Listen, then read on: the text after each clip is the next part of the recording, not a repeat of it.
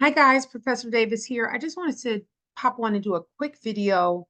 I'm noticing, first of all, you guys are doing a great job. I know that this is a lot of content to try to cover very quickly. You guys are doing great.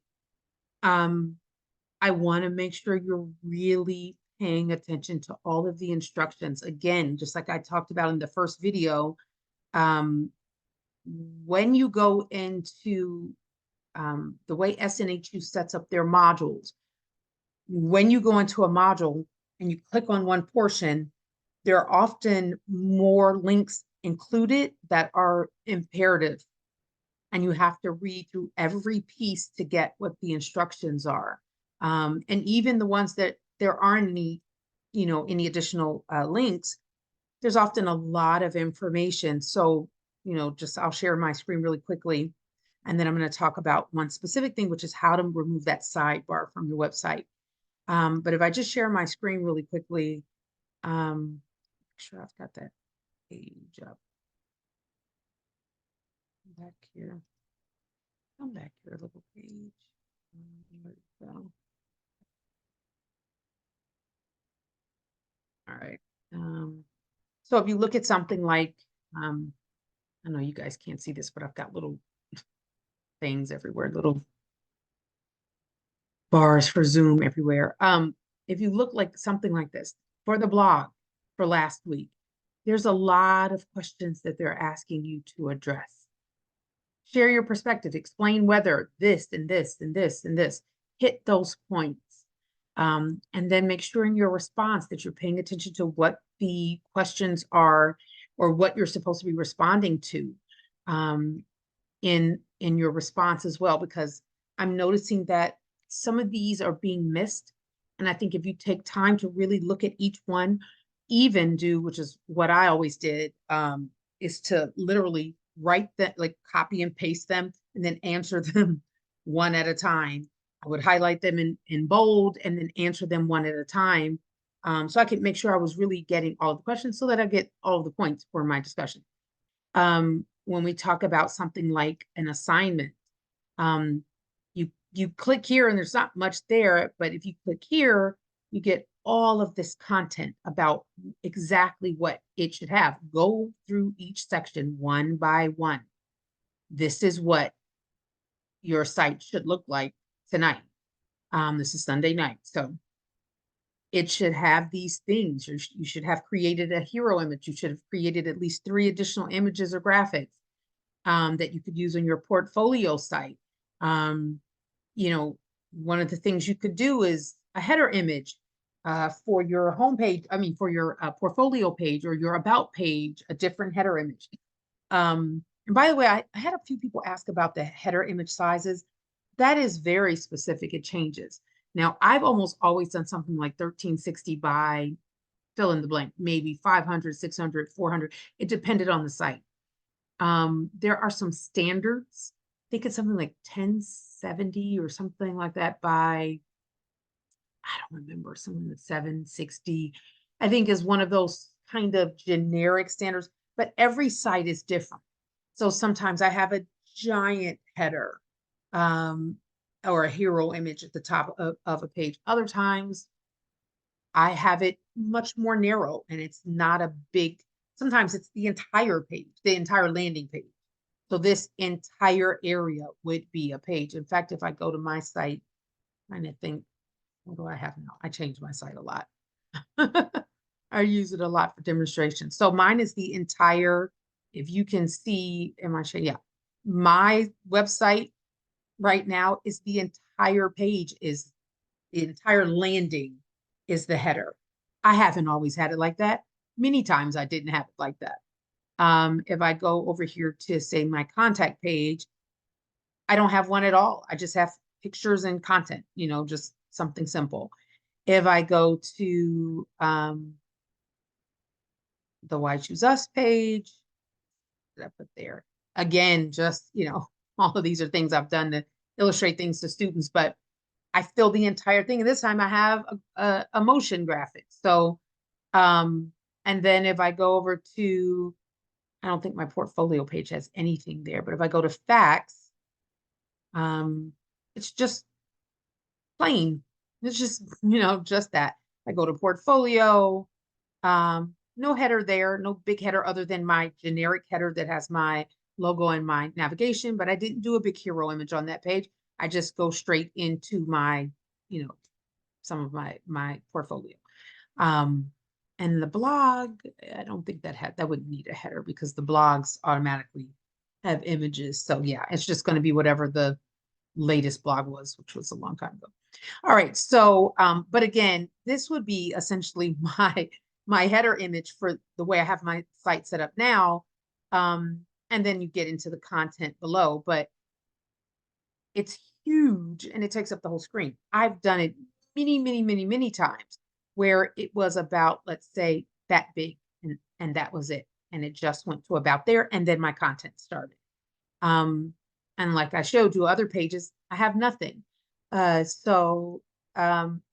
really is up to you. I would say though, you have to use such high quality images that if you are going to use a very large image, it needs to be a professional size and rendered image. It can't be grainy. Um, it cannot be something that you stretched or distorted in order to fit the space. You need something really good. But otherwise, a nice little rectangle at the top that just takes up, maybe 500 pixels is great. Perfectly fine. 400 pixels, 350 pixels of height is fine. And then you want it to span the page. I think many of yours have box width is what you're working with. You have a box width page or website, in which case it just needs to fit in that frame. But if you have a wide width or full width, then it would span the entire screen across. But it's up to you.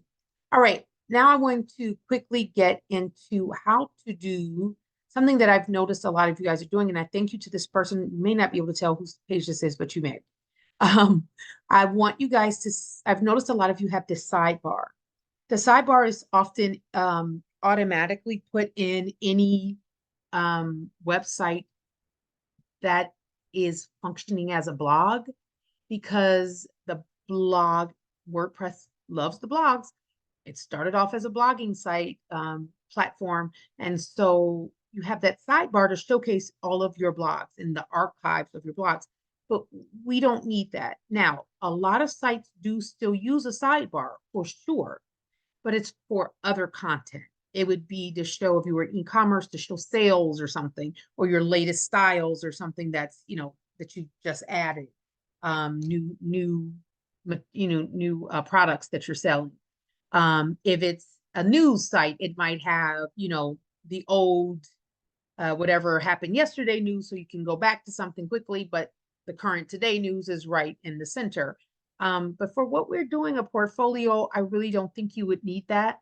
Sidebar, I think it's better to have the pages be full width because that is set up as a blog archive or a blog list right now.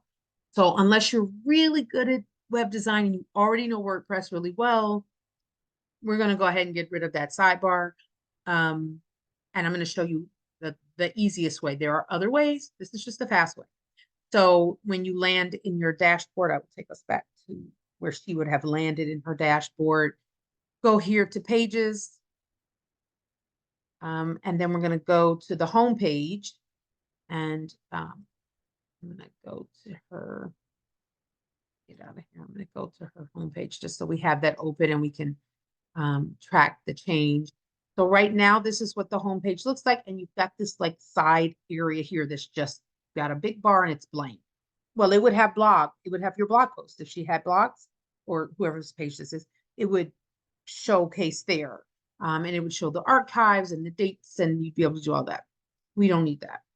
So we want to get rid of that so that our page, even though you're still using a box with frame, we still want it to be as much of the site as we can get. This is too small a space to not have some very important content here on the side. So we're just going to go to the home page. We're going to go to quick edit.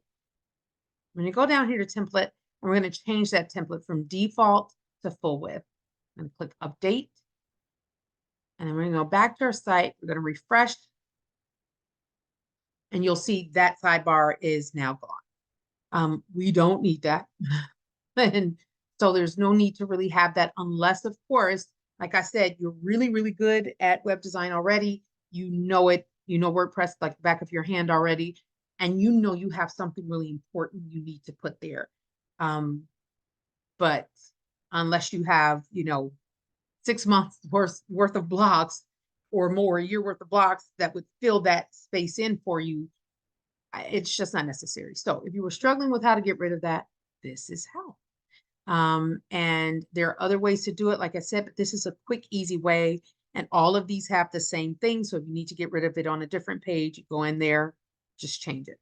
Now, this person's page, I have changed it for them, but I'm going to go back and undo that because they have to do it themselves. And so we'll go back and you'll see. So no one says, well, you did hers for her. No, I didn't. Or I don't know who this is. I don't know who said this. But nope, it's back. So there you go, guys. I hope that helps. Again, please read the materials, follow the videos, read the instructions step by step. They really are very comprehensive and give very step-by-step details. But since you're all working on different themes potentially, it can get a little tricky. I suggest that in the discussions, link up with someone who's using the same theme you're using. And then, you guys can kind of work together to try to find a way to navigate through those themes, because that's what we do. I mean, one thing about the design community is there are so many YouTube videos. There are so many tutorials and how-tos and forums, and because we really do rely on each other very heavily, because we're always running into a brick wall about something that we can't figure out, and someone else has already figured it out. So I definitely advise that if you notice someone else has the same theme as you, or if someone mentions it in their discussion, go ahead and link up with them and help each other out and try to work together. Right? Plus, that's what the discussions are for. I'm going to stop sharing. One of the good things about those discussion boards is it's a great way to connect with people. You all are all doing the same thing, so it's a great way to, excuse me, to find people who are doing what you're doing, but who also may be struggling with you, and you guys can help each other out. All right, guys. Good luck this week on week 4, which is what we're up on this week. We're halfway through. We're at the middle. We're closer to the end than we are to the beginning. All right, guys, keep up the good work. See you in the discussions.